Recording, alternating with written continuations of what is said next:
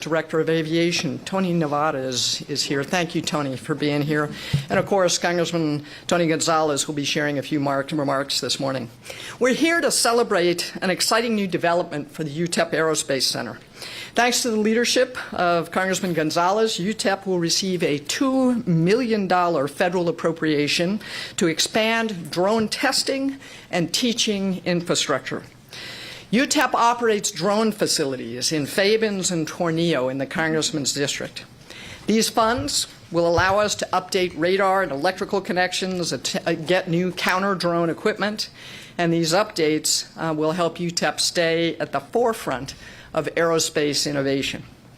And we'll be able to provide hands-on drone training to UTEP students as well as to our partners at the local, state, and federal level so they gain experience in things like remote flight operations, mission planning and execution, data collection, mapping, remote sensing, and advanced drone operations. This will expand beyond just aerospace because the facilities and the support center there will support computer science and criminal justice and electrical engineering and computer engineering and data science and AI. Aerial sensors and the data that come from them supports a lot of different industries, from agriculture and mining to law enforcement, national security, and search and rescue. These funds will also help to pay for staff and students to assist with teaching and research. None of this would have been possible without the efforts of Congressman Tony Gonzales, who represents El Paso and much of West Texas in the 23rd Congressional District. The Congressman worked with us to secure funding in an appropriations bill recently signed into law. He knows full well the positive impact this research and development will have on the community. Thank you, Congressman Gonzales. We appreciate it.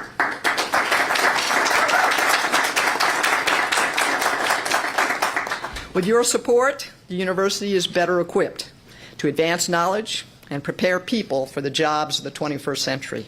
Now, please join me in welcoming Dr. Sherry Welsh, Executive Director of UTEP's Aerospace Center. Sherry.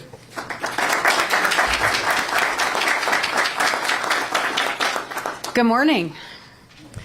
Congressman, thank you, truly. I want to assure you that we will use this appropriation wisely and educate the workforce to advance research on unmanned aircraft systems. Thank you. UTEP has actually been engaged in drone work in a variety of ways for almost a decade now. The investment will make more possible, which we're really excited about. It is more than funding to us. It's a commitment to the future of West Texas. It further strengthens our region's role in American aerospace innovation and positions UTEP as a national leader in unmanned aircraft systems, training, applied research, and in support of operations. UTEP recently received last year FAA approval for a beyond visual line of sight waiver for our flight test range in Tornillo, Texas. This 87 square mile test site places UTEP among a very small number of universities nationwide authorized to conduct remote drone operations at this scale. That capability is rare, actually. It fundamentally expands what is possible in research, workforce training, and support of our partners. The UAS Applied Research and Training Program will provide immersive, hands-on, mission-driven training designed for real-world UAS operations. We'll ensure that our graduates are very ready for the increasing number of industries where unmanned systems are now essential tools, not only in our region, but nationwide and across the globe, as we all know. Strengthening public safety and national security, El Paso has the largest urban deployment of drone systems in the United States for fire, police, emergency management, search and rescue, homeland security, and national security. It's essential, obviously, that people are well trained, and El Paso provides a place where training and research are much more real world than other parts of the country. Our partners. the El Paso Fire Department Special Ops Division, the El Paso Police Department, the Isleta del Sur Pueblo Fire Department, the El Paso International Airport, and Department of Aviation, all who have expressed strong support for this program, and we thank them very much for that. Our partners recognize what this means to our region: faster emergency response, stronger disaster preparedness, improved infrastructure monitoring, which is very key these days, and enhanced homeland security. So, Congressman Gonzales, your leadership directly strengthens our students, our community, and our national competitiveness. We are grateful for your partnership and proud to demonstrate that what this investment will achieve. Thank you so much.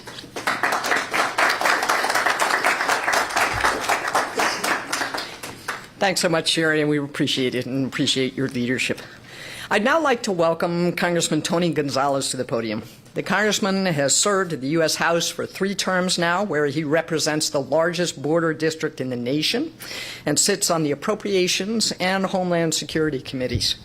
He's a military veteran, the wrong service, but he is a veteran. Congressman Gonzales rose to the Navy's highest rank of Master Chief Petty Officer over his 20 years of service. His duty included combat operations in Iraq and Afghanistan and security operations in Asia. Please welcome Congressman Gonzales. Good morning. Thank you all for being here. El Paso is a safe city. El Paso is a warm and welcoming city. El Paso is a city built on innovative research. And at the heart of all of that is UTEP. Right? We're a big part of what makes things work, not only in our region, but also in our country.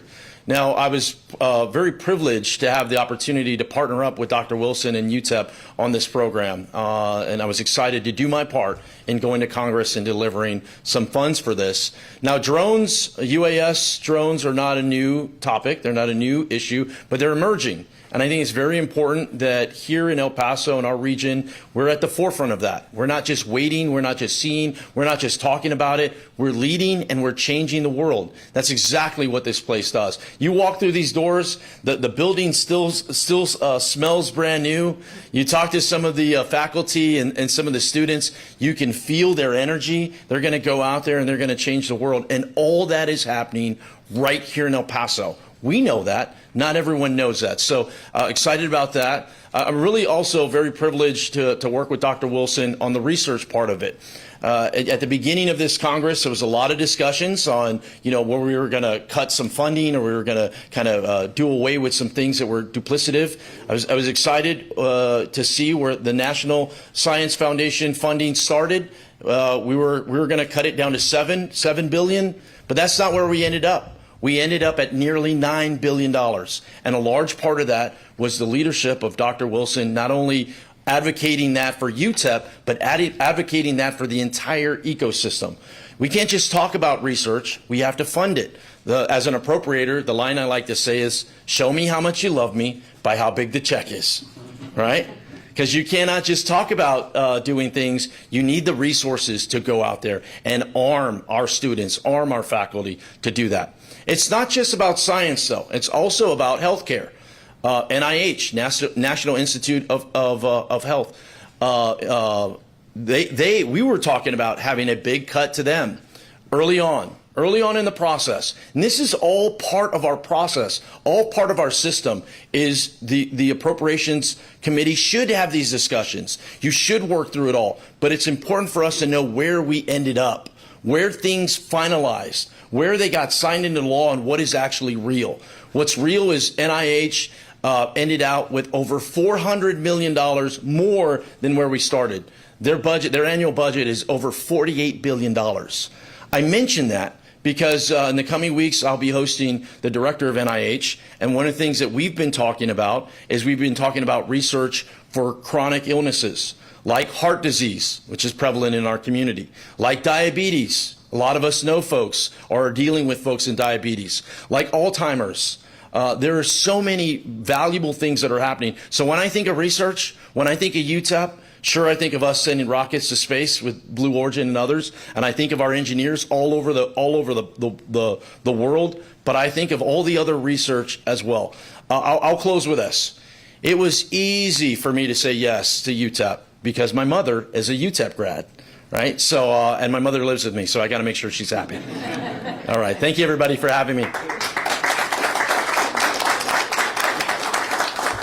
Thank you, Congressman, and thank you for everything, and thank you for your partnership. And maybe we'd be happy to answer a few questions here if there are some, or call it a morning. Any questions from the media? So we'll take a few minutes afterwards. Okay. I think you just answer it now. It'd probably be the best.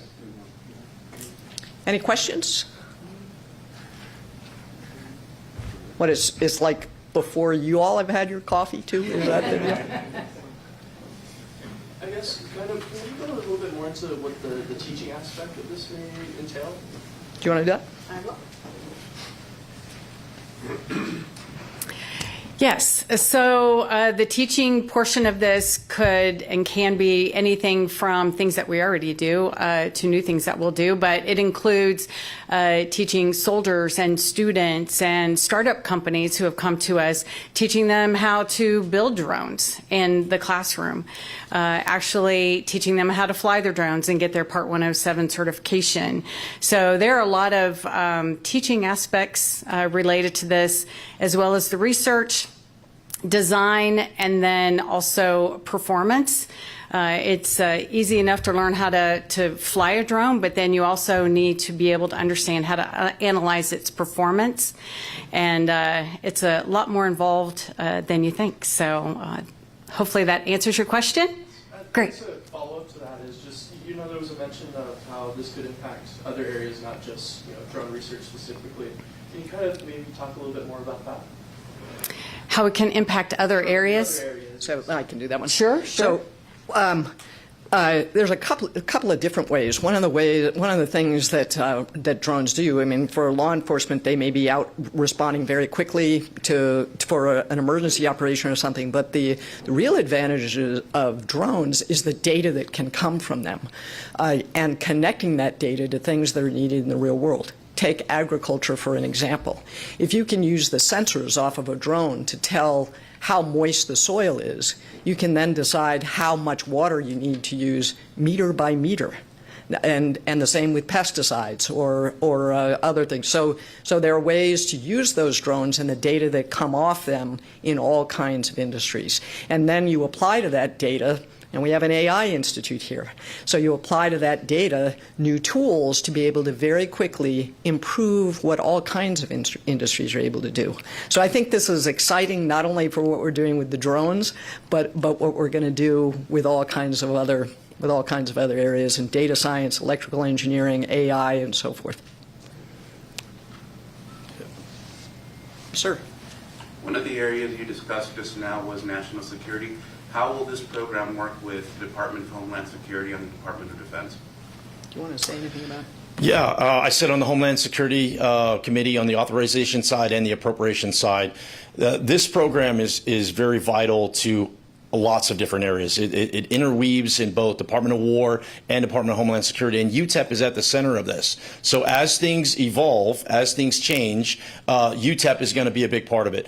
Countering drones is not a new concept. We're seeing the world change. We're seeing the world change in Ukraine. You're seeing the world change across the globe, and it's already here. I mean, you're seeing Amazon packages being delivered via drones. This is the world that we're living in now. Our children will be living in every day, and we need to have the proper research behind it as things evolve. UTEP is going to be at the center part of it. I'd also say this too, and Dr. Wilson mentioned this, there are lots of other opportunities within the national security space for UTEP to get involved. As a member of Congress, I get 15 community projects a year to lend a hand with federal resources, and I'm committing one of those projects for this upcoming year with UTEP. Now, Dr. Wilson and I will walk through what exactly that looks like, what that funding is about. But once again, it can't just be us waiting and hoping for things to happen. There have to be partners that come alongside and bring it. Part of those partners are federal partners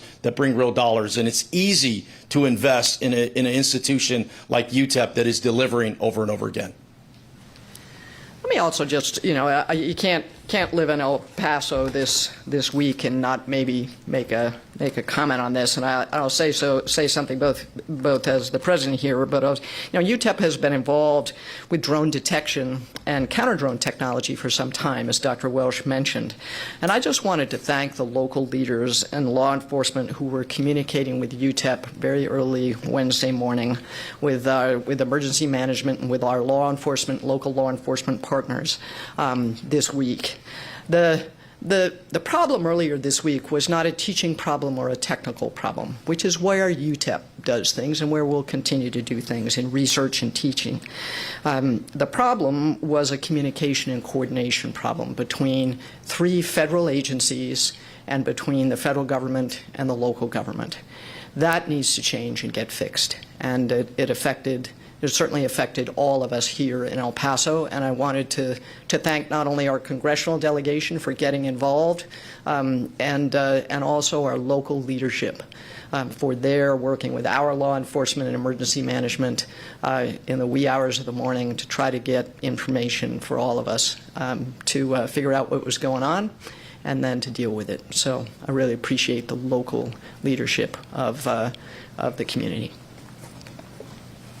Congressman, would you like to give any update on Wednesday? Yeah, I will. So one, we all woke up to this in a little bit of a state of what is happening. And the way I like to frame it is it was Wednesday. So welcome to Wednesday living on the frontera, right? It's just there's always something. And a lot of people talk about us, but we live here, we work here, we operate here. And so I got a message at 1 a.m. in the morning that this was happening. Now, for me, I represent a district that's 2/3 of the Texas-Mexico border. And this actually happened a couple of months ago in Hudspeth County, where at that time I got a message that airspace was going to be closed for a long period of time. So I'd already kind of walked through this drill of trying to figure out what was the ground truth, what was happening, what's reasoning, of course, with keeping safety in mind, but also, this impacts our economy. This impacts just people are anxious. They don't know what's happening. There's a lot of unknown, and when you have a lot of unknown, nothing good comes from that. And so we work with the various different agencies. I was at the White House on Wednesday. I spoke with with various different secretaries, all the different agencies, and what was happening. And the bottom line is this needs to get better. This being, if there's any kind of collaboration amongst federal agencies, there needs to be a more streamlined process, a more transparent process, and the local municipalities need to be included in that. You shouldn't wake up to a text that go, my flight is canceled. Me, I'm going, hey, I got to fly out of there on Friday. What's going on? Right? Am I going to have to drive back? And so all of us were in that kind of state of what is happening. So I got the message very early on. My first call was to the military. Hey, what's going on? Are we safe? Is there an operation going on? And I have regular calls like this, so this was very unexpected. It wasn't planned or anything like that. A lot of lessons learned from it. The number one lesson learned from it is this should not happen again. We should not wake up on a Wednesday morning with our airport being closed, not knowing how long it's going to be closed. That is unacceptable. And I think we're going to work towards, the federal government is going to work towards fixing that. Thank you.